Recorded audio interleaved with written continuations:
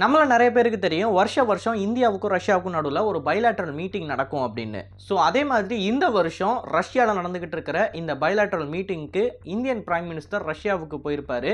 இந்த மீட்டிங்கும் நடந்து முடிஞ்சிருச்சு அப்படின்னு தான் சொல்லணும். ஸோ இன்றைக்கான காணொலியில் நம்ம எதை பற்றி பார்க்க போகிறோம் அப்படின்னா, இந்த மீட்டிங்கில் டிஸ்கஸ் பண்ண சில முக்கியமான விஷயங்கள் என்ன, ரஷ்யாவுக்கும் இந்தியாவுக்கும் உண்டான உறவு அப்படின்றது ஃப்யூச்சரில் எப்படி இருக்க போகுது, அண்ட் அதே சமயம் நம்ம ரஷ்யாவுக்கு போன உடனே மேற்கு நாடுகளில் இருக்கிற பல பேர் அதுக்கு கண்டனம் தெரிவிச்சிருக்காங்க. ஸோ அமெரிக்கா, யுக்ரைன், பிரிட்டன் மாதிரியான நாடுகள் இந்த ஒரு மீட்டிங்க்கு அவங்களோட கருத்தாக என்ன சொல்கிறாங்கன்றத தெளிவாக இந்த காணொலியில் பார்க்க போகிறோம். நான் உங்கள் ஆகாஷ், தமிழ் பொக்கிஷம் வழங்கும் டிபி டிஃபென்ஸ். முதல் விஷயம், வழக்கம் போல் இந்த மீட்டிங்கோட மெயின் அஜெண்டா அப்படின்னு சொல்லக்கூடியது என்னன்னு பார்த்தீங்கன்னா, ரெண்டு நாடுகளுக்கு நடுவில் இருக்கக்கூடிய ட்ரேட் இம்பேலன்ஸை டிஸ்கஸ் பண்ணுறது. வழக்கமாக ஒரு கண்ட்ரியோட நம்ம ட்ரேட் பண்ணுறோம் அப்படின்னு வச்சுக்கோங்களேன். For example India versus China. இப்போ இந்த ரெண்டு நாடுகளும் காமனாக ஒரு கரன்சி ஒன்று யூஸ் பண்ணி ஆகணும். இந்தியா இந்தியன் கரன்சியை பயன்படுத்தி சீனாவில் இருக்கிற குட்ஸை வாங்க முடியாது. அதே மாதிரி சீனா அவங்களோட கரன்சியை பயன்படுத்தி நம்மளோட குட்ஸை வாங்க முடியாது. ஸோ காமனாக எல்லாருமே பயன்படுத்தக்கூடிய கரன்சி என்ன இப்போ உலகத்தில்னு பார்த்தீங்கன்னா அது டாலர் தான்.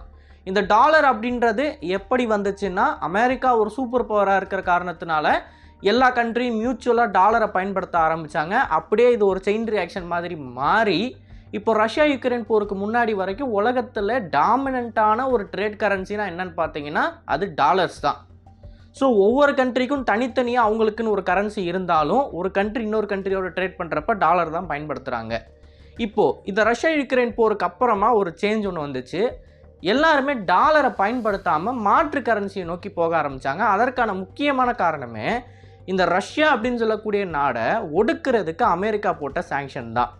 இந்த சாங்ஷன் ரஷ்ய பொருளாதாரத்தை எந்த அளவுக்கு பாதிக்கும் அப்படின்னு உலகத்துக்கே தெரியும். டோட்டலாக ரஷ்யாவை அப்படியே கிரிப்பிள் பண்ணி அவங்கள பிச்சை எடுக்க வைக்கணும் அப்படின்ற மாதிரி தான் சாங்ஷன்ஸை போட்டாங்க. அப்போது இந்த சாங்ஷன்ஸை போடுறப்ப உலகத்தில் இருக்கிற மித்த நாடுகளுக்கு ஒரு வேக்கப் காலாக இருந்துச்சு. அதாவது அமெரிக்காவோட ஆலாயாக நம்ம இல்லை அப்படின்னா நாளைக்கு நமக்கும் இதே நிலைமை வரும்.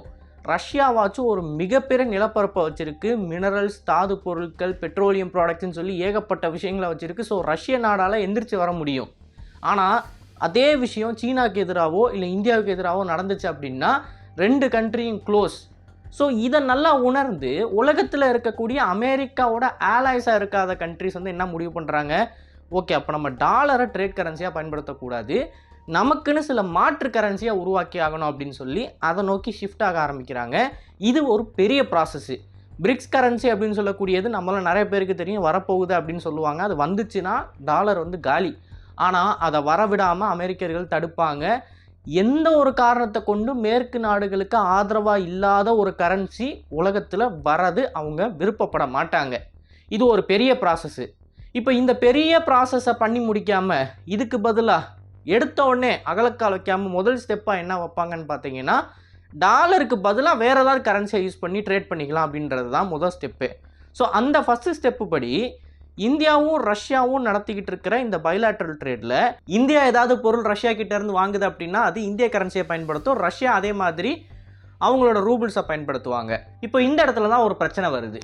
இந்தியா ரஷ்யா கிட்டேருந்து வாங்கக்கூடிய பொருட்கள்லாம் பார்த்தீங்கன்னா ஆயில் இருக்குது, நியூக்ளியர் ட்ரேட் இருக்குது, அது மட்டும் இல்லாமல் வெப்பன்ஸ் ட்ரேட் இருக்குது. இவ்வளோ விஷயங்கள் நம்ம ரஷ்யா கிட்டேருந்து வாங்குகிறோம். ஸோ நம்மளோட கரன்சி அப்படின்றது ரஷ்யாவுக்குள்ளே அதிகமாக போகுது. ஆனால் ரஷ்யா நம்மக்கிட்ட இருந்து கம்மியாக தான் வாங்குறாங்க, சீனா கிட்டேருந்து அதிகமாக வாங்குறாங்க. ஸோ ரஷ்யா கிட்டே இருக்கிற நம்மளோட கரன்சி இருக்குது பார்த்தீங்களா, அந்த கரன்சியை அவங்க செலவு பண்ணணும் அப்படின்னு நினைக்கிறப்ப நம்மக்கிட்ட இருந்து அவங்களால பொருட்களை வாங்க முடியல. இப்போ இதுதான் பிரச்சனை. இது என்ன நடக்குது அப்படின்னு பார்த்தீங்கன்னா, மாதம் 10,000 அப்படின்னு சொல்லி இந்தியா ஆயிலுக்கான காசை கொடுக்குது இந்தியன் கரன்சியில். ஆனால் ரஷ்யாவால் மாதம் 3,000 ரூபாய்க்கு மேலே திருப்பி அந்த கரன்சியை இந்தியாவில் செலவு பண்ண முடியலை. இல்லை இந்த கரன்சியை வேறு எங்கேயாச்சும் செலவு பண்ணலாம் அப்படின்னு பார்த்தீங்கன்னா இது ஒன்றும் டாலர் கிடையாது, குளோபலாக அக்செப்டட் கரன்சி கிடையாது. சீனர்களுக்கு எதிராக இந்த கரன்சியை செலவு பண்ண முடியாது, வேறு எந்த ஒரு கண்ட்ரிக்கு எதிராகவும் பெருசாக இந்த கரன்சியை செலவு பண்ண முடியாது. இப்போ அதே இது யுவான் அப்படின்னு எடுத்துக்கிட்டிங்கன்னா, யுவானை நிறைய கண்ட்ரிஸ் ட்ரேடுக்கு பயன்படுத்துகிறாங்க. ஸோ யுவானில் ரஷ்யர்கள் ஆயில் பர்ச்சேஸில் ஈடுபட்டாங்க அப்படின்னா ஒன்று அந்த யுவானை கொண்டு சீனர்கள்கிட்டேயே நிறைய பொருட்களை திருப்பி வாங்க முடியும், இல்லை அப்படின்னா அந்த யுவானை பயன்படுத்தக்கூடிய சில சவுத் ஈஸ்ட் ஏஷியன் கண்ட்ரிஸ் கிட்டேருந்து அவங்க ட்ரேட் பண்ண முடியும். ஸோ யுவானோட அந்த ட்ரேட் ப்ரொஃபிஷியன்சி அப்படின்றது வேறு, இந்தியன் கரன்சியோடது வேறு. ஸோ இந்த சிக்கலுக்குள்ளே ரஷ்யர்கள் மாட்டிக்கிட்டாங்க. இதனால் என்ன நடந்துச்சுன்னா அப்படியே கண்டினியூஸாக அவங்களோட பேங்க்கில் இந்தியன் கரன்சி டெபாசிட் ஆகிக்கிட்டே இருக்குது, ஆனால் செலவு பண்ண முடியல. இப்போ இந்த ஒரு விஷயத்தை மெயினாக டிஸ்கஸ் பண்ணுற விதமாக தான் இந்த மீட்டிங்கோட கோர் அஜெண்டாவாக இருக்கும் அப்படின்னு பிரைம் மினிஸ்டர் மோடியோட ஆஃபீஸ்லேருந்து சொல்லியிருக்காங்க. இதுதான் கோர் அஜெண்டா. இதை தாண்டி இன்னும் நிறைய விஷயங்கள் இருக்குது. அதெல்லாம் என்னென்னு பார்த்தீங்கன்னா, டீப்பெண்ட் ரஷ்யா இந்தியா டைஸ். இந்த டைஸில் வந்து ரஷ்ய இராணுவமும் இந்திய இராணுவமும் இணைந்து எக்ஸசைஸில் ஈடுபடுவாங்க. அதற்கான ஒரு ஸ்மூத்தான ஒரு ப்ராசஸை நம்ம ஏற்படுத்தி கொடுக்கலாம் அப்படின்றது ஒரு பிளானாக இருக்குது. கூடுதலாக Su-57 டீல் அப்படின்றது அஃபிஷியலாக வரல, அன்அஃபிஷியலாக வந்துக்கிட்டு இருக்குது. இப்போ ஏற்கனவே நம்ம ஆர்டர் பண்ணியிருக்கக்கூடிய வெப்பன்ஸ்லாம் இருக்குது பார்த்தீங்களா, S-400, முக்கியமாக S-400, இதெல்லாம் நமக்கு இன்னும் வந்து சேரலை. இந்த டெலிவரி அவங்க போன வருஷமே முடிச்சிருக்கணும், ஆனால் இன்னமும் முடிக்கலை. ஸோ இந்த டெலிவரிஸை சீக்கிரம் முடிக்கிறதுக்காண்டி நம்ம ரஷ்யாவில் போய் இந்த டாக்ஸ் எல்லாம் பண்ண போகிறோம். இப்போது கடைசியாக முக்கியமான மேட்டர் சிவிலியன் செக்டாருக்கு என்ன கிடைக்க போகுது அப்படின்னு கேட்டிங்கன்னா, நியூக்ளியர் எனர்ஜி. நிறைய பேருக்கு தெரியும், ராஸ்ஆட்டம்ஸ் அப்படின்னு சொல்லக்கூடிய ஒரு ரஷ்ய நிறுவனம் தான் ஏஷியன் கண்ட்ரிஸ் எல்லா நாடுகள் கூடயும் இந்த நியூக்ளியர் எனர்ஜியில் டைப் வச்சுருக்காங்க. அமெரிக்காவாக இருக்கட்டும், ஃப்ரான்ஸாக இருக்கட்டும், யூகேவாக இருக்கட்டும், இந்த மாதிரி கண்ட்ரிஸ்கிட்டே நியூக்ளியர் பவர் இருக்குது. பட் ஸ்டில் இவங்களை கம்பேர் பண்ணுறப்ப ராஸ்ஆட்டம் வந்து ஒரு ரீசனபிளான ப்ரைஸில் நிறையவே டெக்னாலஜி ஷேர் பண்ணுறாங்கன்ற காரணத்தினால பங்களாதேஷ், ஸ்ரீலங்கா மாதிரியான கண்ட்ரிஸ் கூட ராஸ்ஆட்டம்ஸ் கூட சில டீலிங்கில் ஈடுபடலாம் அப்படின்னு பேச்சுவார்த்தை நடத்திக்கிட்டு இருக்காங்க. ஸோ இந்த ராஸ்ஆட்டம் அப்படின்ற நிறுவனத்தோட நேரடி எக்ஸிபிஷனில் நேற்றுக்கு பிரைம் மினிஸ்டர் போய் விசிட் பண்ணியிருப்பார். ஸோ அந்த எக்ஸிபிஷனில் இருக்கக்கூடிய முக்கியமான பொருள் என்னென்னு பார்த்தீங்கன்னா, ஃப்ளோட்டிங் நியூக்ளியர் பவர் பிளான்ட்டு. ஒரு நியூக்ளியர் பவர் பிளான்ட்டை வந்து நீங்கள் கட்டணும் அப்படின்னா அதற்கு வந்து நிறைய க்ரைட்டீரியாஸ் இருக்குது. இந்த இடத்துல தான் கட்ட முடியும், இந்த கடலோட பகுதியில் தான் கட்ட முடியும் அப்படின்னு சொல்லி ஏகப்பட்ட விஷயங்கள் இருக்குது. ஸோ அதனால் நியூக்ளியர் எனர்ஜியை வந்து நம்ம அது என்ன தான் சேஃபு தான் அது கோல் எனர்ஜியை கம்பேர் பண்ணுறப்ப. ஸோ என்ன தான் நம்ம நியூக்ளியர் எனர்ஜியை வந்து சேஃபு, கோல் எனர்ஜி மாதிரி அது எந்த ஒரு எமிஷனே ரிலீஸ் பண்ணலை அப்படின்னு சொன்னாலும் அதை எல்லா இடத்துலையும் கொண்டு போய் வைக்க முடியாது. திரும்பவும் நம்ம கோல் எனர்ஜியில் தான் டிபெண்ட்டாக இருக்கும். ஆனால் அதற்கு மாற ஒரு ஃப்ளோட்டிங் நியூக்ளியர் ரியாக்டர் அப்படின்றது உலகத்தில் நீங்கள் எந்த மூலை முடுக்குக்கு வேணாலும் கொண்டு போய் வைக்க முடியும், எனர்ஜியை ப்ரொடியூஸ் பண்ண முடியும். ஸோ இந்த நியூக்ளியர் பவர் பிளான்ட் டெக்னாலஜியை இந்தியா கூட ஷேர் பண்ணுறதா ராஸ்ஆட்டம் நிறுவனம் சில மாதங்களுக்கு முன்னாடியே சொல்லியிருந்தாங்க. அண்ட் இந்த மீட்டிங்லையும் இதை ராஸ்ஆட்டம் நிறுவனம் ஸ்ட்ரெஸ் பண்ணுறாங்க, ஃப்ளோட்டிங் நியூக்ளியர் பவர் பிளான்ட்டுக்கான டெக்னாலஜியை இந்தியா கூட ஷேர் பண்ணுறோம் அப்படின்னு. ஸோ சிவிலியன் நியூக்ளியர் ப்ரோக்ராமில் இருக்கக்கூடிய அந்த இன்வெஸ்ட்மெண்ட்டு, அப்புறம் புது ப்ராஜெக்ட்ஸ், இது எல்லாத்தையுமே ராஸ்ஆட்டம் ஹேண்டில் பண்ண போகிறாங்க.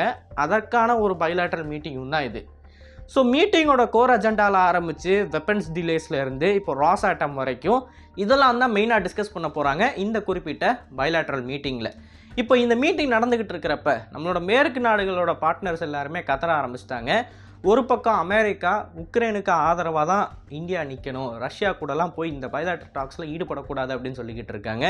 இன்னொரு பக்கம் ஜெலன்ஸ்கி அவர்கள் ஒரு படி மேலேயே போய் நாங்களும் ரஷ்யாவும் பீஸ் டாக்ஸுக்குள்ளே வரலாம் அப்படின்னு நினைக்கிறப்ப இந்தியா இப்படி ரஷ்யாவில் போய் இருக்கிறது வந்து சுத்தமாக சரி கிடையாது, பீஸை வந்து குழி தோண்டி புதைச்சிட்டாங்க இந்தியா அப்படின்னு சொல்லி ஒரு பக்கம் அவர் பேசிக்கிட்டு இருக்காரு.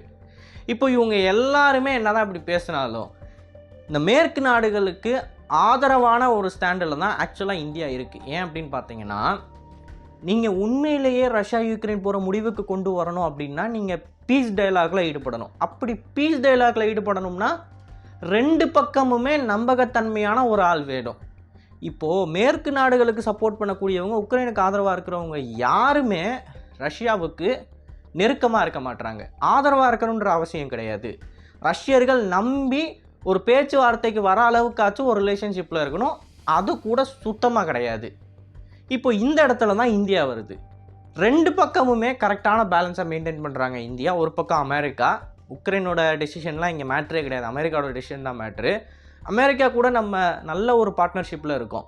அதாவது இன்றைக்கி அமெரிக்காவோட ஸ்போக்ஸ் பர்சன் வந்து அவர் இந்த ரஷ்யாவுக்கும் இந்தியாவுக்கும் இருக்கக்கூடிய ரிலேஷன்ஷிப்பை பற்றி பேசுகிறப்ப India and US are strategic partners அப்படின்றத மென்ஷன் பண்ணுவார். ஸோ அந்தளவுக்கு ஒரு ஸ்ட்ராட்டஜிக் பார்ட்னராக அமெரிக்கா கூடயும் இருக்கிறப்ப, ரஷ்யா கூடயும் இவ்வளோ தூரம் நம்ம க்ளோஸாக இருக்கிறப்ப, இந்த பீஸ் டாக்ஸை வந்து நடத்தக்கூடிய ஒரே தகுதியான ஆள் நம்ம தான். சீனா வந்து நம்ம சொல்லலாம், பட் சீனாவில் இருக்கக்கூடிய பிரச்சனை என்ன அப்படின்னு பார்த்தீங்கன்னா, அவங்க ப்ரோ ரஷ்யாவாக இருப்பாங்க, வெஸ்ட்டு பக்கம் கொஞ்சம் கூட வரமாட்டாங்க. ஸோ சீனர்களாலையும் இந்த டாக்ஸை நடத்த முடியாது, நம்மளால் மட்டும்தான் நடத்த முடியும். ஸோ உண்மையிலே இந்த இடத்துல பீஸுக்கு ஆதரவாகவும் இந்த யுக்ரைன் அப்படின்னு சொல்லக்கூடிய கண்ட்ரிக்கு ஆதரவாகவும் நிற்கக்கூடிய கண்ட்ரி இந்தியா தான். அன்லைக் வெஸ்டர்ன் கண்ட்ரீஸ் யுக்ரைனை ஜெயிக்க முடியாத போரில் தள்ளிக்கிட்டு இருக்கிறாங்க பார்த்தீங்களா, அந்த மாதிரி இல்லாமல். ஸோ இதெல்லாம் தான் 2024 இந்தோ ரஷ்யா சமிட்டில் இருக்கிற முக்கியமான கீ அஜெண்டாஸ். இதை தாண்டி நிறைய சின்ன சின்ன விஷயங்களை டிஸ்கஸ் பண்ணியிருப்பாங்க, டிஃபென்ஸ்லையும் நிறைய விஷயங்களை டிஸ்கஸ் பண்ணியிருப்பாங்க. அதெல்லாம் என்ன அப்படின்றது அஃபிஷியலாக வெளியே வரும். அண்ட் கடைசியாக இந்த காணொலியை முடிக்கிறதுக்கு முன்னாடி நான் என்ன சொல்லணும்னு விரும்புகிறேன் அப்படின்னா, இந்த சமிட் நடக்கிறதுக்கு முன்னாடி இந்தியாவோட அப்போசிஷன் பார்ட்டி லீடர் வந்து ஒரு முக்கியமான மெசேஜ் ஒன்று கொடுத்துருப்பாரு. அதை வந்து நம்ம பாராட்டியே ஆகணும். என்னன்னு பார்த்தீங்கன்னா, ரஷ்யாவில் நிறையவே இந்தியர்கள் சண்டை போட்டுக்கிட்டு இருக்காங்க. இதை பற்றி நம்ம பல காணொலிகளில் பேசிக்கிட்டு இருக்கோம். ஏமாற்றப்பட்டு சில இங்கே இருக்க ஏஜென்சிஸ் மூலமாக ரஷ்யாவுக்கு கொண்டு போய் அங்கே வந்து அவங்க வற்புறுத்தப்பட்டு சண்டை போட்டுக்கிட்டு இருக்காங்க. ஸோ இந்த நபர்களை வந்து மீட்டெடுக்கிறதுக்கான வேலையை வந்து இந்திய அரசாங்கம் பண்ணி ஆகணும் அப்படின்னு சொல்லி நம்ம பல காணொலிகளுக்கு முன்னாடியே பேசியிருப்போம். ஸோ அதை மெயினாக அண்டர்லைன் பண்ணி ஒரு ஸ்டேட்மெண்ட் ஒன்று அப்போசிஷன் பார்ட்டி லீடர்ஷிப்லேருந்து ரிலீஸ் ஆகிருக்கும். இந்த ரஷ்யாவில் சண்டை போட்டுக்கிட்டு இருக்கிற இந்திய வீரர்களை பற்றி நீங்கள் டிஸ்கஸ் பண்ணுவீங்களா அப்படின்னு. இது ஒரு நல்ல விஷயம். இந்த இனிஷியேட்டிவின் காரணமாக தான் இந்தியன் கவர்மெண்ட் வந்து டைரெக்டாக புட்டின் கூட இந்த நபர்கள் சண்டை போட்டுக்கிட்டு இருக்காங்க ரஷ்யன் ஆர்மியில், விருப்பம் இல்லாமல் இவங்க எல்லாத்தையும் இந்தியாவுக்குள்ளே கொண்டு வரணும் அப்படின்னு சொல்லி பேசுனதான் அன்அஃபிஷியலாக ரிப்போர்ட்ஸ் இருக்குது. அஃபிஷியலாக நான் வெளியே வரல ஸ்டேட்மெண்ட்டு. அஃபிஷியலாக வந்ததுக்கப்புறம் நம்ம தாராளமாக அதை பற்றி பேசலாம். ஸோ இதெல்லாம் தான் முக்கியமான விஷயங்கள் நான் சொல்லணும் அப்படின்னு நினச்சேன். இதை பற்றி உங்களோட கருத்துக்கள் என்ன அப்படின்றத மறக்காமல் கமெண்ட் செக்ஷனில் பதிவிடுங்க. அண்ட் இது போல் நிறையவே தகவலை தெரிஞ்சுக்க டிபிடிஎஸ் பேஜை ஃபாலோ பண்ணிக்கோங்க. நல்லதே பாருங்க, நல்ல சமுதாயத்தை வணக்கம். நன்றி, வணக்கம்.